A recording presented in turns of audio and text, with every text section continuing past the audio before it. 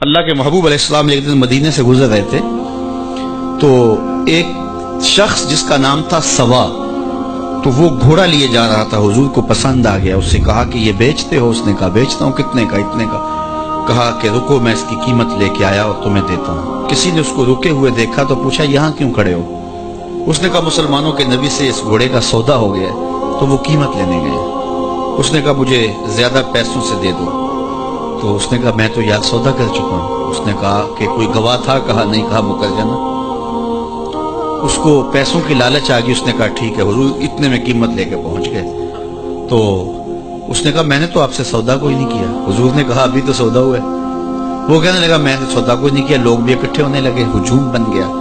اب حضور کہے میں نے گھوڑا خریدا ہے، وہ کہے میں نے بیچا نہیں۔ اب جب لوگوں کا ہجوم بنا تو لوگوں کے ہجوم کا بھی ایک پریشر ہوتا ہے۔ تو اس نے کہا کہ اگر بات لوگوں پہ چلی گئی تو صادق بھی یہ ہیں، امین بھی یہ ہیں، تو لوگ تو انہیں سچا کہیں گے۔ اس نے کہا اچھا مجھے یہ بتائیں کہ جب دو آدمیوں کے مابین یوں نزاع بن جائے تو اس میں تصفیہ کی صورت کیا ہوتی ہے آپ کی شریعت میں؟ تو حضور نے فرمایا میری شریعت تو کہتی ہے کہ جو مدعی ہے وہ گواہ لائے، والیمین علی من انکر، جو انکار کرتا ہے وہ قسم دے دے۔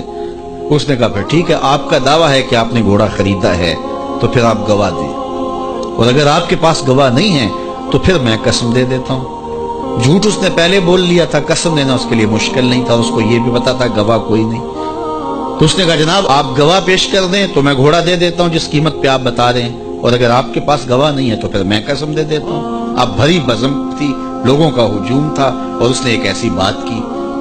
قبل اس سے کہ کچھ دیر گزرتی، حضرت حذیفہ بن یمان الانصاری رضی اللہ تعالیٰ عنہ آگے بڑھے اور کہا کہ گواہی مانگتا ہے؟ اس نے کہا جی میں گواہی مانگتا ہوں۔ تو کہا میں گواہی دیتا ہوں۔ جتنے میں حضور نے بتایا اتنے میں سودا ہوا ہے اور حضور نے گھوڑا خریدا ہے۔ اس نے کہا جی ٹھیک ہے میرا مطالبہ پورا ہو گیا، گواہی چاہیے تھی، درکار تھی، گواہی مل گئی۔